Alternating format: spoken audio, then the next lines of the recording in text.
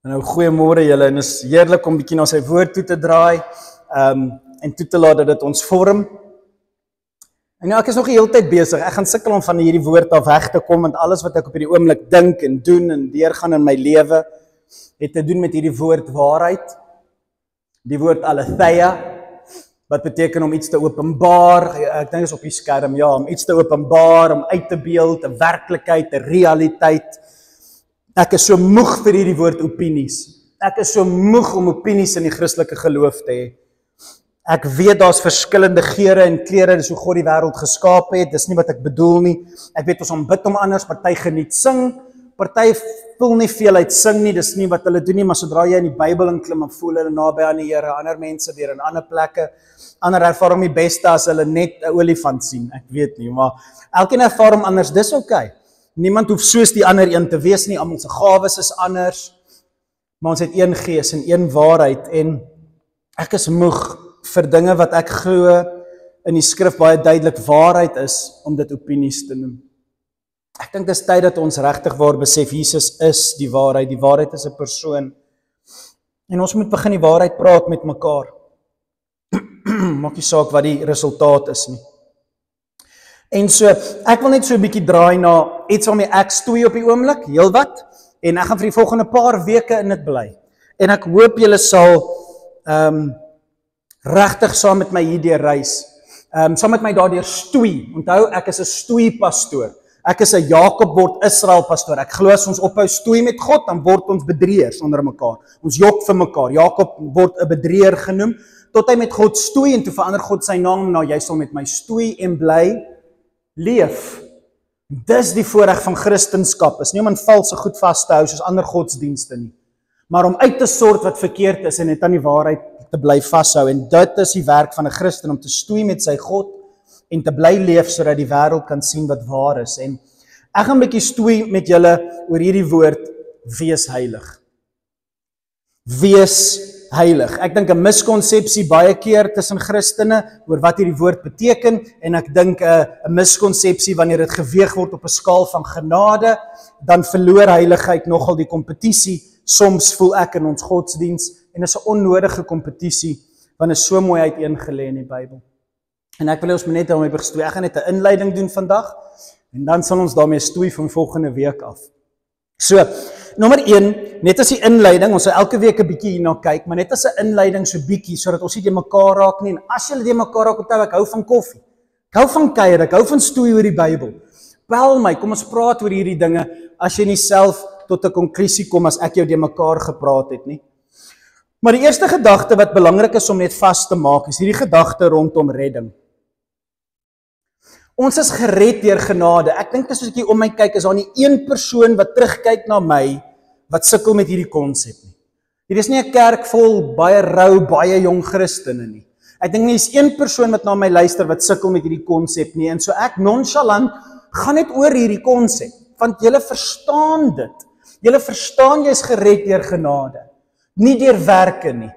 Jy's geskep vir werke, maar jy's gered vir werke, maar jy's nie gered deur jou werke nie. Niks wat jou trots maak wat sê, ek gaan hemel toe, want kyk wat doen ek nie, ek bou 'n golfdag, en ek gaan jou uitpik, want jy is my vriend en jy ken my, ek doen 'n golfdag, ek voer soveel mense, ek maak beddens vir mense bymekaar, kyk wat doen ek vir die Here, ek is so 'n goeie, hoe gaan hy my nie in die hemel toelaat nie? Ek weet die man wat daar agter sit, dis nie eens 'n gedagte in sy kop nie, want hy verstaan genade.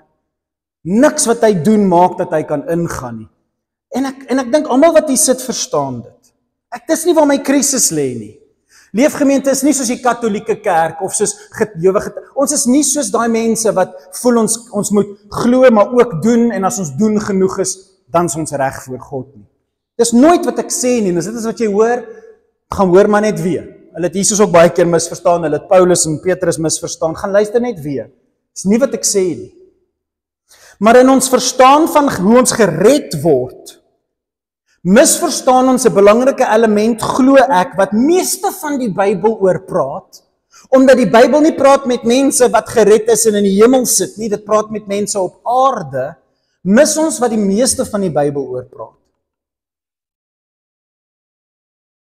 Want ons gees word gered deur die bloed van Jesus.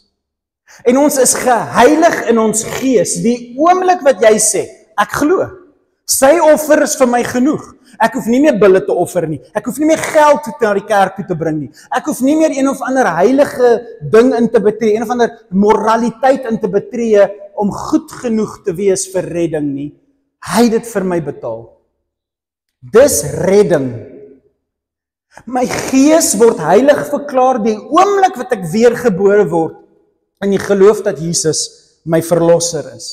Hy betaal die prys vir my ewige lewe. Dis klaar. As jy veel om oor dit te sê nie, dis die maklikste ding op aarde is om hemel toe te gaan.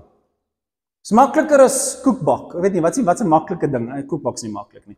Dis makliker as dis so maklik om hemel toe te gaan. En so as julle enigstens vir die volgende paar weke nie dit hoor nie, dan hoor julle verkeerd. Die maklikste ding op aarde is hemel toe gaan. Mense wil net nie verstaan wie vir hulle betaal het nie. Die probleem en hoekom baie mense voel hulle kan nie hemel toe gaan nie, is waaroor ek gaan praat. Die miskonsepsie vir mense in die kerk en miskonsepsie vir mense buite die kerk is waaroor ek gaan praat. Want waaroor ek gaan praat, dink mense, is hoe jy in die hemel kom. Baie prominente mense en baie prominente pastore soms sal dit so laat klink. Moet my nie hoor dit sê nie. Maar die probleem lê by hierdie element. My siel is heilig, my gees is heilig verklaar deur die bloed van Jesus. Maar wat van jou vlees? Wat van jou lewe op aarde? Wat van hier op aarde waar jy nou sit in jou huwelik, in jou werksplek, in jou gesondheid van jou liggaam, in jou finansies, in jou emosies, in jou siege, in jou verhouding met mense? Bid jy net 'n gebed en glo in Jesus en dan ewe skielik is alles net fixed, alles is net fine, alles gaan nou net honkie dorie en nou leef ek maar net en wag vir die hemel. En die Bybel is soos nee. Heiligmaking in jou vlees is waar meeste Christene dan uitsak want dit is te moeilik. En hulle stap in Christendom om heilig te word raak so moeilik dat hulle uit die geloof uitsak en ateïste gaan word. Heeltemal opgee op godsdiens. Jong mense gee op godsdiens, want die stap in heiligmaking raak vir hulle te moeilik en hulle weet nie altyd of dit die moeite werd is nie. En dis die hartseerste ding om te sien. Dat die soeke na heiligmaking iemand diskwalifiseer om hemel toe te gaan wanneer hy sy rug op sy God draai. Dit maak nie vir my sin nie. En tog, om heiligmaking te ignoreer, sodat almal net hemel toe gaan soos hulle is, kom net soos jy is, doen wat jy wil, alles is fine, die Here verstaan, is ook nie die waarheid nie. Heiligmaking moet gepreek word met passie en oortuiging, met vrees en bewering, en lof en dank. En ek wil bietjie praat oor heiligmaking, want jou vlees is nie heilig nie. Jou vlees is nie welkom in sy teenwoordigheid nie. Maar as gevolg van Jesus is jou gees welkom. En dis die misterie van die Bybel. As jou pa vir jou lief is, so lief is vir jou, en hy vra vir jou om iets te doen, en jy sê vir hom nee, gooi jy jou dan weg as sy kind? Jou pa wil jou weggooi, maar oor die algemeen, meeste paas hulle kinders weg, wanneer 'n kind net sê, nee, ek gaan nie. Nee, pa gooi nie sy kind weg nie. Hoekom? Want die kind is in gees, die pa se bloed, die pa se toekoms, en die pa hou vas aan sy kind, maak nie saak waar die kind gaan nie, die pa se liefde is daar om die kind daardeur te help, hopelik dat die kind sal terugkeer soos die verlore seun. Maar die kind moet gereeld deur die pa gesê word, doen dit, nee, dis verkeerd, hier's pak sla, hier's straf, hier's nee. En as jy droog gemaak het in die week en jy het Saterdag 'n partytjie, en die pa sê vir jou, jy gaan nie na die partytjie toe gaan nie, en die kind kom terug en sê, maar pa, ek is so jammer, ek is so regtig jammer, ek sal dit nooit weer doen nie. Ek is dankie dat jy jammer kom sê het, ek is baie bly jy kom jammer sê, maar jy gaan nie Saterdag na die partytjie toe gaan nie. Jy haat my, jy is nie lief vir my nie, ek soek 'n ander pa. Dit gebeur in die gees, in ons Christelike wandel ook. Dat sodra God sê, straf, nee, jy was nie heilig nie en jy gaan hierdie ding mis. Ek is lief vir jou, maar jy gaan hierdie ding mis. Dan draai ons om en sê, jy haat my, ek haat jou. Hoekom? Hoekom is straf vir ons so? Hoekom is heiligmaking vir ons so 'n issue? En as jy 'n tiener is, hoekom kan jy so vinnig dink jou pa's nie lief vir jou nie, omdat hy jou heilig wil maak as 'n man wat groot word in hierdie wêreld? Ons preek nie en praat nie eintlik genoeg hieroor nie, en ek wil net so 'n bietjie daarin klim, en ek gaan in interessante skriffies gaan. Baie pastore sê ons nie na hoef te draai nie, wat nie meer tel nie, wat nie meer geldig is nie, en ek wil 'n saak maak vir die heiligmaking van God se wet. Lukas 19 vers 2, en ons gaan basies na die hele Lukas vinnig kyk, maar Lukas 19 in besonder. Lukas 19 het 30 asemrowende reëls. Maar Lukas 19 wat hulle die hart van die Ou Testament noem. Lukas 19 is die hart van God se wet. Dis die hart van heiligmaking. Lukas 19. Doen jy sal vergins as jy wil lees dit hierdie week en kom volgende week voorbereid vir Lukas 19. Interessante hoofstuk. Maar dis beter om die hele boek te ken. Maar Lukas 19 sê hy, die Here het vir Moses gesê, sê vir die hele gemeenskap van Israel, aan die woorde almal, hierdie gaan oor absoluut almal wat in hierdie stuk grond bly, wat julle Israel noem. Julle moet heilig wees, want ek, die Here julle God, is heilig. Ek is heilig, julle moet soos ek wees. Wat beteken Christen? Wat beteken die woord Christen? Soos Christus. Soos Christus. Is jy 'n Christen, soos jy vanoggend hier sit? Die meeste van julle wat ek ken, sal sê ja. Wel, dan is hierdie vers van jou op toepassing. Jy bely om te wees soos Christus. Jy wil leef soos Christus. Het Christus sonde gehad? Het Christus die wet voltooi in sy diepste detail? Jy wil soos Jesus wees. Ons is vinnig om te sê, Jesus is die perfekte een, en hy het alles perfek gedoen, maar hoekom is die naam op die Christene gesit, daar saam met Paulus hulle, Christene? Want hulle het begin lyk soos Jesus, doen wat Jesus doen, preek wat Jesus gepreek het, en dit was 'n interessante Levitikus Nuwe Testament herhaling. Wees heilig, want ek is heilig. Wees Christen, want Christus was. En ek wil hê julle moet die diepte van hierdie vers verstaan, want dis die hart van die hele skrif, Ou en Nuwe Testament.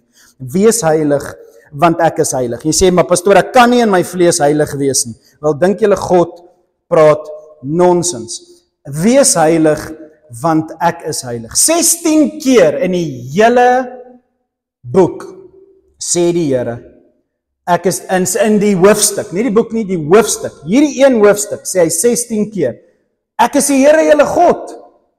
Ek is julle God. Kyk na my, wees soos ek. Ek is julle God. Ek is julle voorbeeld. Ek is die een soos wat julle wil word. Ek is julle pa. Ek is julle wil mos in my voetspore loop. Ek is julle God. Ek is julle God. Doen dit want ek is julle God. Wees heilig want ek is heilig. Kyk na my en wees soos ek. Julle is in my beeld en gelykenis geskape. Levitikus 11 word 2 keer in daai hoofstuk herhaal. Maar ek wil draai na die Nuwe Testament toe, sodat julle kan sien die konteks is nie 'n Ou Testament konteks soos party pastore bepaal nie. Dit is 'n asemrowende woord reg deur al 66 boeke. En Petrus, die disipel wat die naaste aan Jesus geleef het hierdie woorde gesê. 1 Petrus 1.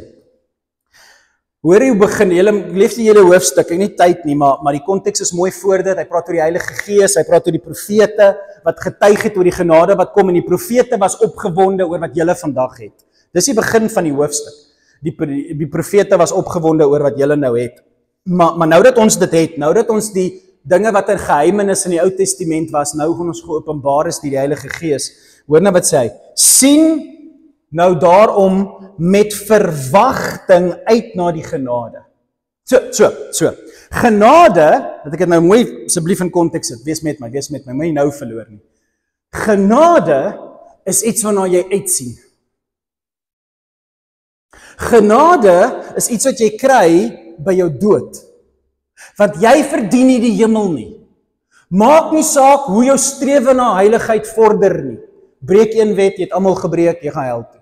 Ons almal hooplik as jy Levitikus, meeste van julle verstaan hooplik hierdie konsep Niks wat jy doen kan vir jou 'n kaartjie in die hemel gee nie. Niks. Jy's gebore, jy kan dit nie maak nie. Hoekom? Want jou ma.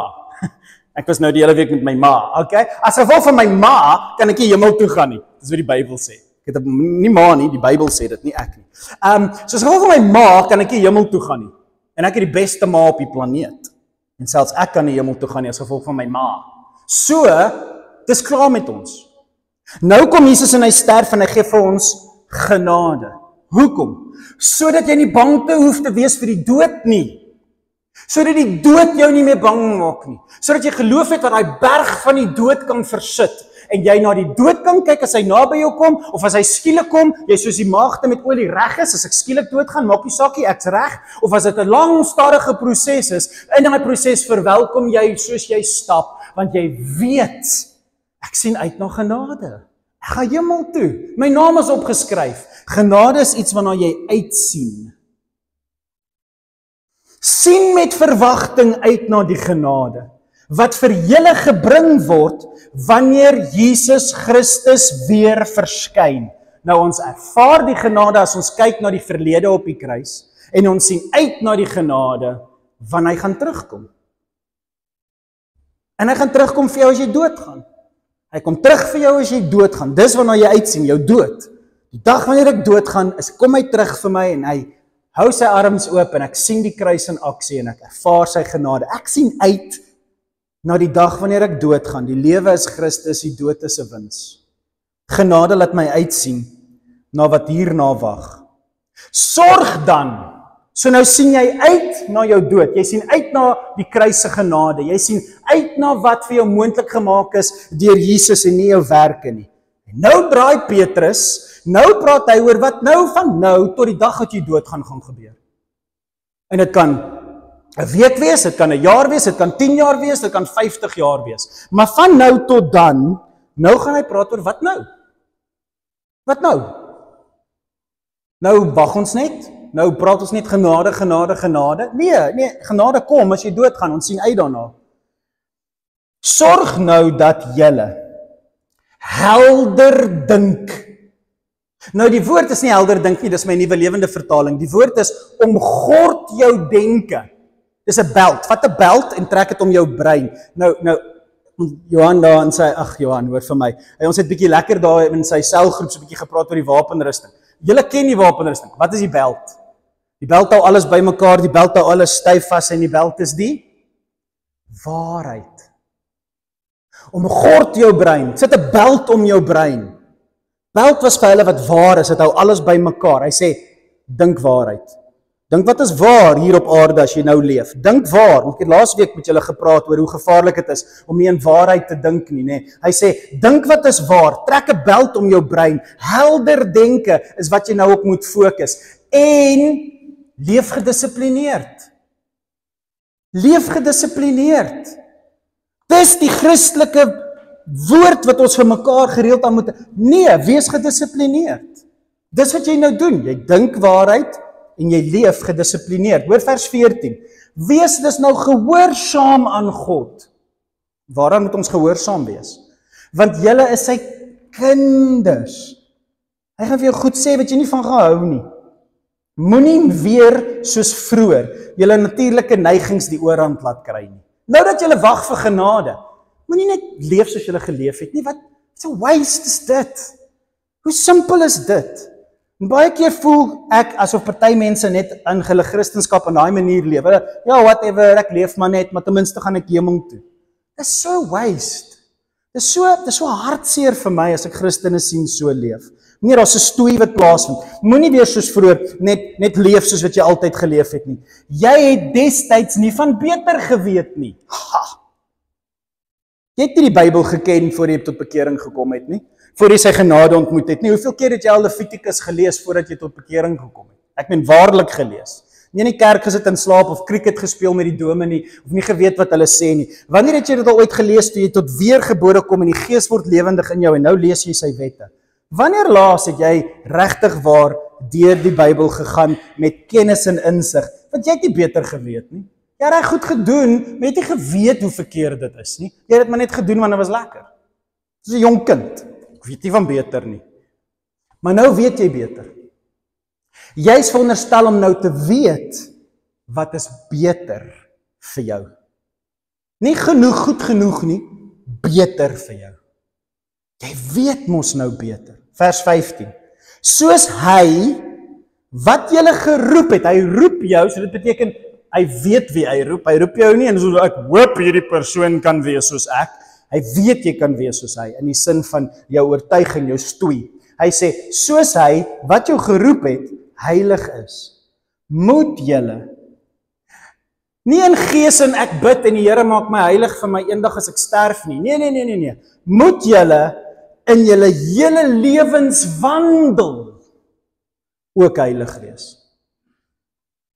In jou lewenswandel, wandel jy na heiligmaking.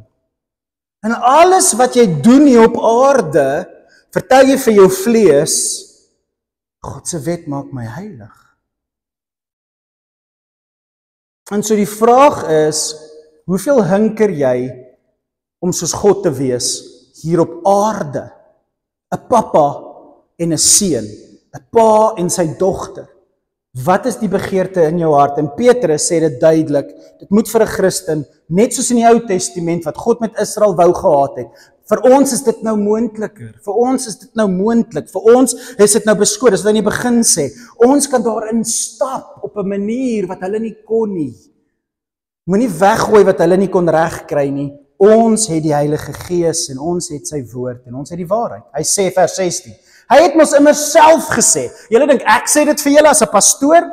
Julle dink ek as pastoor wil hê, julle moet net, ek hoor kinderstories in die dorp, ek hoor van julle, weet, praat sleg met die waiters en julle beklei met mekaar by restaurante en julle tip nie 10% nie. Ek hoor slegte goed van julle in die dorp. So ek wil nou net met julle preek en sê ruk julle reg, ons leefgemeente se naam moet hoog wees. Hey, ek probeer julle nie motiveer om beter te leef want daar slegte stories in die dorp nie.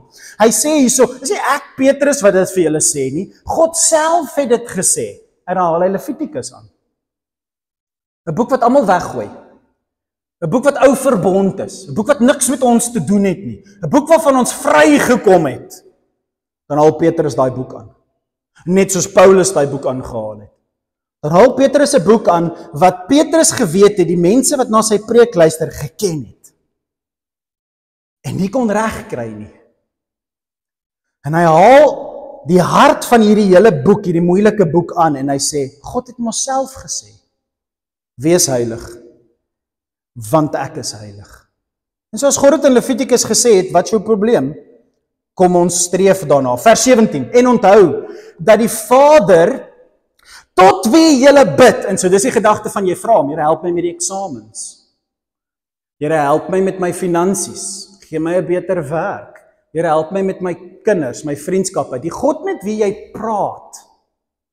Een van my skrikwekkendste versies in die hele Bybel is in hierdie hoofstuk. 1 Petrus 3 vers 7. Een God, drie enig, 7 is sy heilige nommer. As jy nie jou vrou met respek hanteer nie, sal die Here nie na jou gebed luister nie. Man, sit daai in jou pyp en rook hom. So Petrus weet van gebed, is nie sommer net iets wat jy net, kom ons bid net vir 'n vreemdeling. Nee, gebed vir Petrus was heilig. Gebed was 'n kommunikasie met jou pa, en hy het geweet gebed is iets wat jy met ontzag en vrees hanteer. En hy sê, julle bid mos met God, julle praat mos met God. Maar wat se tipe mens is jy wanneer jy met God praat? Wat se introspeksie doen jy? Hoekom sê hy dit? Want hy ken Levitikus, ons gaan daarna kyk. Jy het nie sommer net 'n bok vir God gebring en dan daar's vir jou 'n bok. Jy het nie sommer net nonchalant met God gepraat nie. As jy na God toe kom vir gebed, was daar 'n massiewe klomp rituele waardeur jy moes gaan. En hulle kon dit nie doen nie. En hy sê, julle bid mos. Julle bring mos offers vir God. Julle kom mos na sy teenwoordigheid toe met julle mond en vra vir hom goed. Julle doen mos wat die Jode in Levitikus gedoen het. En wat se houding doen julle dit? Het julle gesien hoe God wou gehad het hulle verhouding moes gewees het? En nou wat, gooi jy dit net weg, want is Ou Testamenties, dis die wet. Nou kom jy net na God toe soos, jy, groot man daarbo, hoe gaan dit ek en jy? Lekker, nee, doppie, hey. Soos, wat gaan aan met ons? Wat het van heiligheid geword? Hy sê, julle bid mos, en hy praat van Levitikus, hy het Levitikus in sy kop. Hy sê, julle nader mos na sy heiligdom toe en het gesprekke met hom en vra vir hom vir dinge, soos wat in Levitikus God gesê het, as julle my iets wil vra, moet julle hierdie dinge doen. Hy sê, julle julle is mos die mense. Ek onthou dat julle Vader tot wie julle bid, niemand voortrek wanneer hy beoordeel nie. So as jy na God toe kom, dan kyk hy na jou. Sy oë is nie toe as jy met hom praat nie. Jy kan nie goed van hom wegsteek nie. Jy kan nie vir die pastoor sê, ja, dinge gaan great, en dan Dinsdag is jy besig om mense te vloek en sleg te sê en moeilikheid te veroorsaak. Luister mooi, hy kyk na jou, lees, dis Lewiete, hy beoordeel sy mense as hulle naby aan hom kom. Nou sê Petrus, hy doen dit nog steeds. Hy is dieselfde gister, vandag en tot in aller ewigheid. Maar ons is nou vry in die gees, ons is nou vergewe vir ons sondes. Waarvan praat jy? Verstaan jy wat hier aangaan? Jy wat so nonchalant net, dink jy kan bid net soos jy wil, waar jy wil, dis great, en hy is jou pa, en jy kan enige tyd met hom praat met hom op die toilet, doen wat jy wil, dis nie die punt nie, die punt is, het jy ooit gaan dink daaroor? Dat jy is besig om met die skepper van die heelal te praat, en het jy jou hande gewas voor jy met hom praat? Het jy jou hart deursoek voor jy met hom praat? En net gesê, Here, ek wil na jou toe kom, mag ek? Mag ek? Kan ek na jou toe kom, papa? Ek wil met jou gesels. Nie kom versoeke neer, ek wil met jou praat, ek wil jou leer ken, ek wil bietjie bid. En ek het dinge wat my pla, en ek wil hoor of jy dit vir my kan oplos, kan ek maar kom? Want hy gaan na jou lewe kyk. Weereens, ek herhaal julle, my vrees aan Jan de versie, as jy nie jou vrou met respek hanteer nie, luister God nie na jou nie. Hy beoordeel jou as jy bid. Ek dink nie ons hoor dit genoeg nie, want ons is nie bekommerd oor heiligmaking nie, ons soek net genade. En hy skryf hier en hy sê, niemand word voorgetrek wanneer hulle met God praat nie. Hy gaan almal dieselfde beoordeel. So die ou daar buite, die sondaar daar buite, wat in moeilikheid is, o, jette, hier is moeilikheid, nou moet ons bid, nou moet God help. En hy talk nog babbelas in sy asem en hy bid en hy kom staan, Here God, U moet nou help. God kyk na hom en hy sê, soos my kind, ek's lief vir jou. Kom ons praat hieroor. Gaan na 'n groep toe. Gaan na iemand toe. Luister as jou vrou vir jou sê genoeg is genoeg. Luister, kom ons praat hieroor en kom ons ruk jou 'n bietjie reg en kom ons stap 'n pad saam, ek en jy. Hy gaan kyk na jou lewensstandaarde en wat jy handhaaf en hoe jy hom respekteer as jy met hom wil praat. En so daarom moenie net nonchalant dink jy praat met die skepper van die heelal nie. Hy kyk na almal dieselfde, Christen en nie-Christen, en hy beoordeel ons wanneer ons na hom toe kom. Hy beoordeel elke mens volgens sy geloof. Hier is nie Ou Testament nie, hier is Petrus. Hy beoordeel ons volgens ons geloof.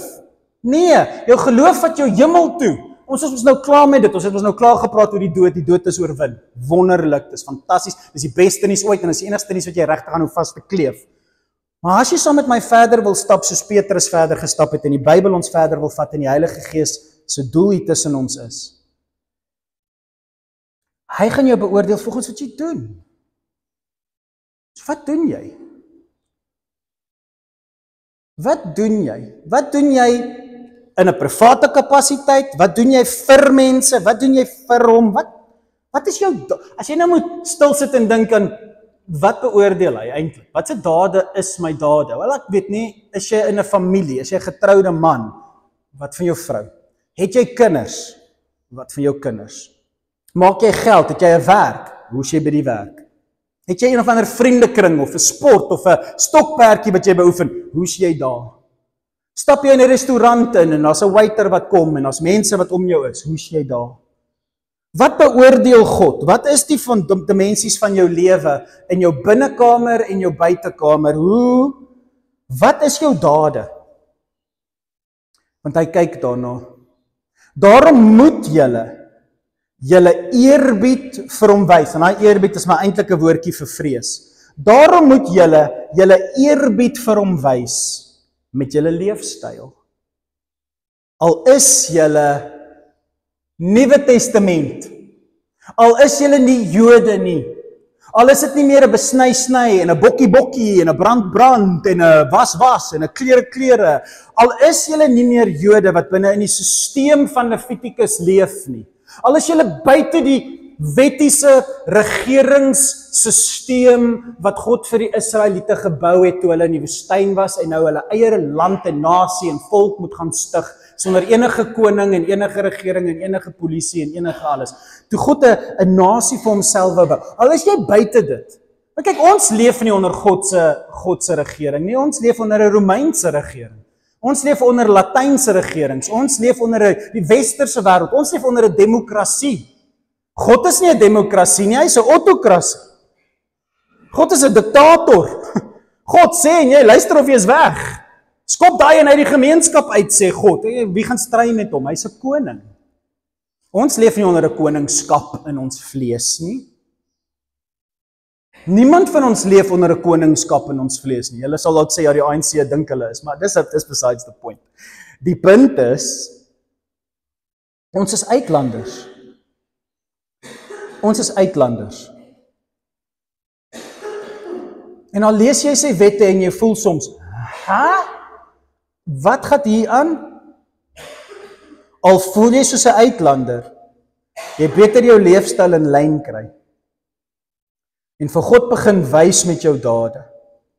Dat as hy jou oordeel, kyk hy na jou lewe en jou lewe is in lyn met sy heiligmaking, want sy heiligmaking is waarna hy soek. Vers 18. Julle weet mos dat God betaal het om julle los te koop. Dis die laaste hoofstuk van Levitikus. Die laaste hoofstuk van Levitikus is hoe jy iets wat jy vir God bring loskoop. Hoe jy geld betaal om iets wat aan God behoort los te koop. Dis wat Jesus op die kruis gedoen het vir jou. Die hele laaste hoofstuk gaan oor wat Petrus nou sê, en hy sê, julle weet mos dat God betaal het om julle los te koop van die sinlose leefwyse, want om beloftes aan God te maak is sinloos, dis waaroor die laaste hoofstuk gaan, maak 'n belofte aan God en dan moet jy dit nou loskoop. Hy sê dis dom, selfs Jesus sê, moenie sulke dinge doen nie in die bergpredikasie. Moenie geloftes aan God maak nie, jy gaan dit breek, dis sinloos. Nou skryf Petrus ook, hierdie beloftes wat ons maak is sinloos, en hy sê, maar julle weet mos die groot belofte, Here, ek behoort aan jou. Here, ek gee my hart vir jou. Here, ek gee my lewe vir jou, ek behoort aan jou. Hy sê, weet jy wie het betaal vir daai belofte? Julle weet mos dat God betaal het om julle los te koop van sinlose leefstyl wat julle van julle ouers oorgeerf het. Dis nou ons sonde wat maak dat ons nie heilig is nie. En die losprys was nie dinge wat vergaan soos goud en silwer wat in Levitikus 27 gebruik word om jou pryse te betaal nie. Nou vers 19 is die eerste hoofstuk van Levitikus. Inteendeel, dit was die kosbare bloed van Christus, soos die van 'n lam wat vlekkeloos en sonder liggaamsgebrek is. Waarmee begin Levitikus? As jy na my toe kom, bring vir my die bloed van 'n lam, vlekkeloos en sonder gebrek.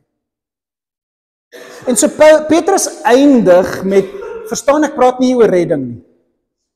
Want Levitikus 1 begin en Levitikus eindig met Jesus. Jesus is die boekende van Levitikus. Ek praat nie van hemel toe gaan hier nie. Ek gaan nie vir die volgende paar weke met julle praat oor hemel toe gaan nie. As jy nie weet of jy hemel toe gaan nie, kom praat met my. Kom ons kuier en kom ons vind uit. Maar vir die van julle wat weet julle gaan hemel toe, die res van die boek Levitikus is wat Petrus hier ophamer. Moenie dit vergeet nie. Daar is 'n ritme in God se heiligheid en hy roep jou daarin. Moenie 'n vriend van die wêreld word nie, want 'n vriend van die wêreld is 'n vyand van God en 'n vyand van God gaan nie meer die bloed wat vir jou geoffer is herken of erken nie. Die wêreld ken hom nie, hulle sien hom nie. As jy 'n vriend raak van die wêreld, gaan jy hom nie meer ken of herken of sien nie.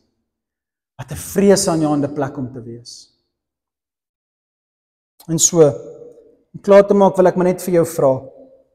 Ek het nou gesê in Openbaring sê die wesens heilig. Hulle sê nie liefdevol nie. Hulle sê nie genadevol nie. Hulle sê nie magtig en kragtig nie. Hulle sê nie geneesheer van my siek liggaam nie. Hulle sê net heilig. Heilig.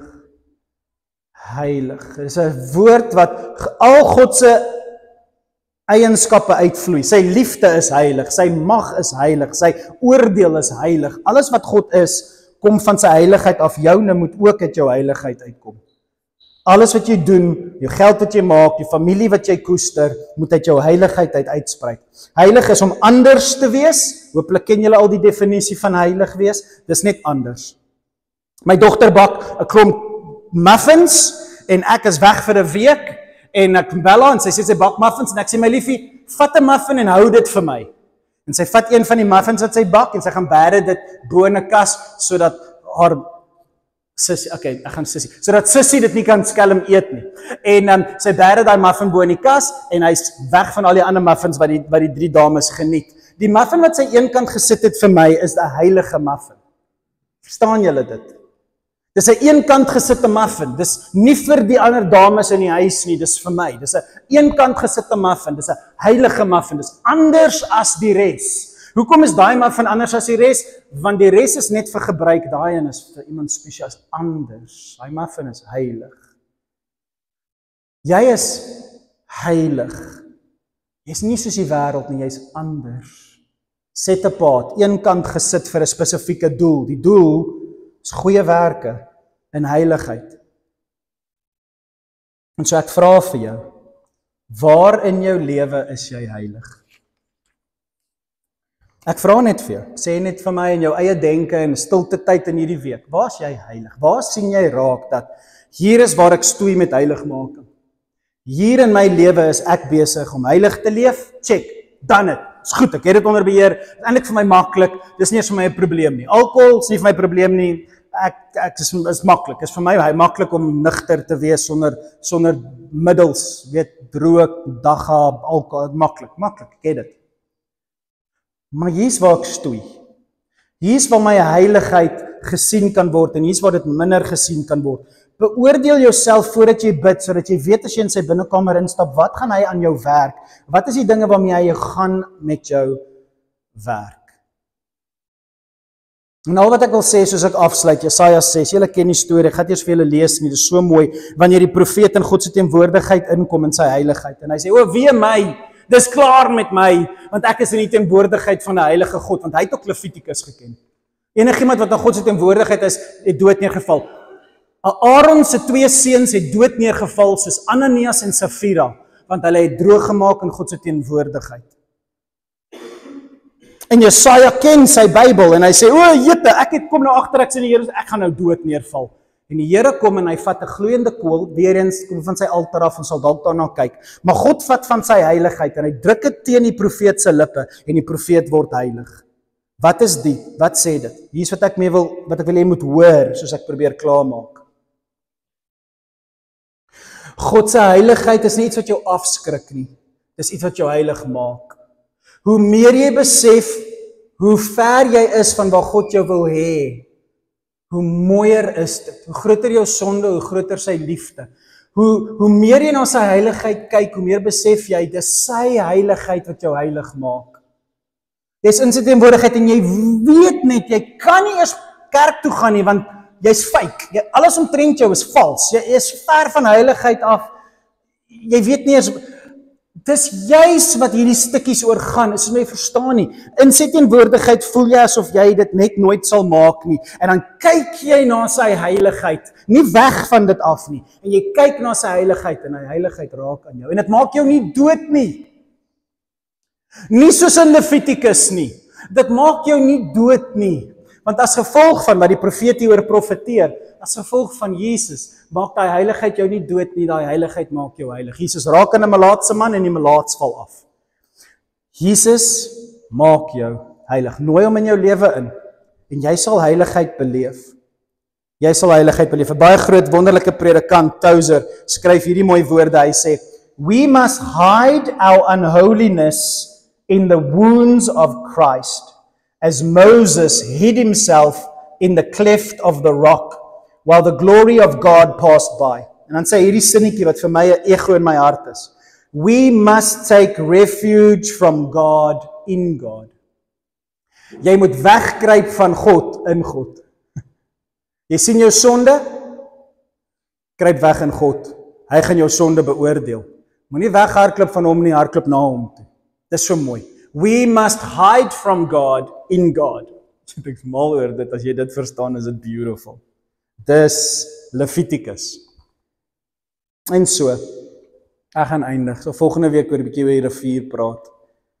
Maar ek wil net vir julle sê, ons gaan kyk na daai laaste slide. Ons gaan kyk na die woord rein.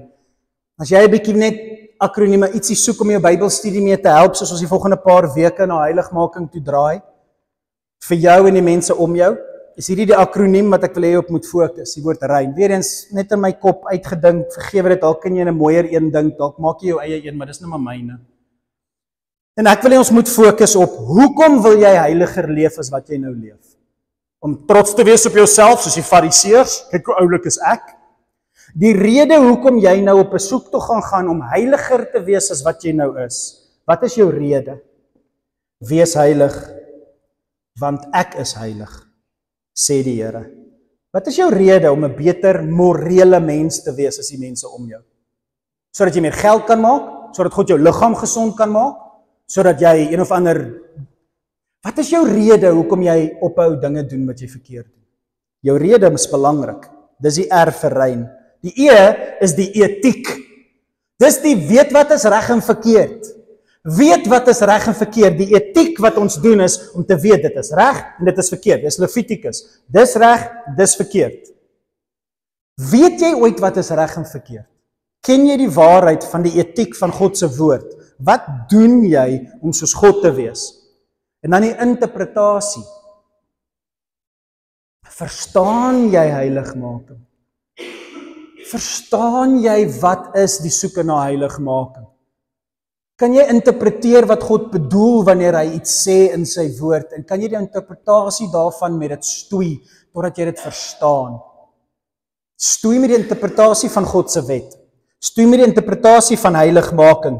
Dit is nie net skeer jou hare af en nou lyk jy mooi nie.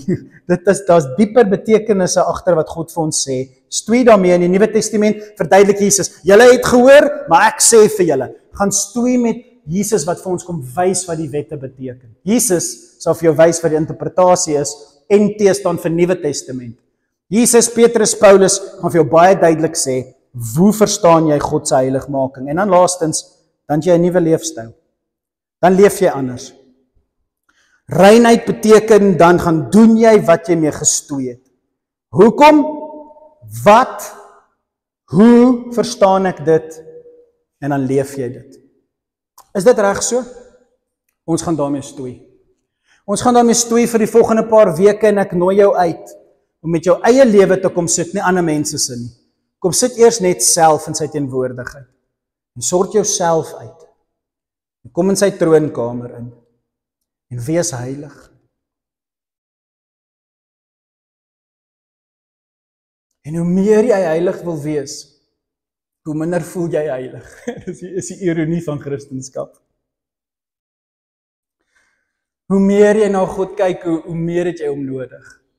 Hoe meer jy nader na sy heiligheid toe loop, hoe meer kom jy agter, jy is so ver van waar jy moet wees.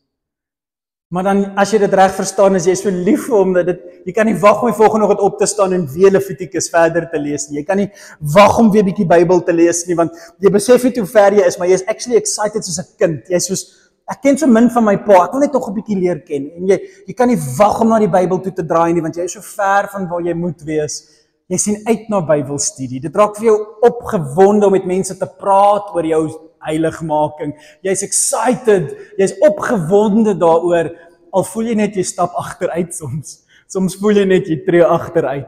Daar's nog steeds 'n glimlag op jou gesig, want jy kruip weg van God in God. Dis die grootste voorreg. My gees is heilig deur sy bloed. Maar hy gaan my beoordeel vir alles wat ek doen op aarde. En dit maak my baie bang. En so nou gaan kruip ek maar in hom weg. En al wat hy raak sien is sy seun. Hy sien homself raak, want ek is verdwyn in sy hart. Ek kruip weg in my pa se arms. En al wat hy sien is homself, want ek het weggekruip in sy hart. Kom ons bid saam. Hemelse Vader, ons wil vir U baie dankie sê vir U liefde in ons lewens. Dit is U liefde wat ons bring waar ons begeer om te wees, ewig saam met U. Ons kan nooit met genoeg woorde of genoeg dade vir U dankie sê nie, maar ons sal probeer. Ons sal net aanhou probeer om vir U te sê hoe lief ons vir U is, met ons woorde en ons dade en ons denke. Want U is waardig.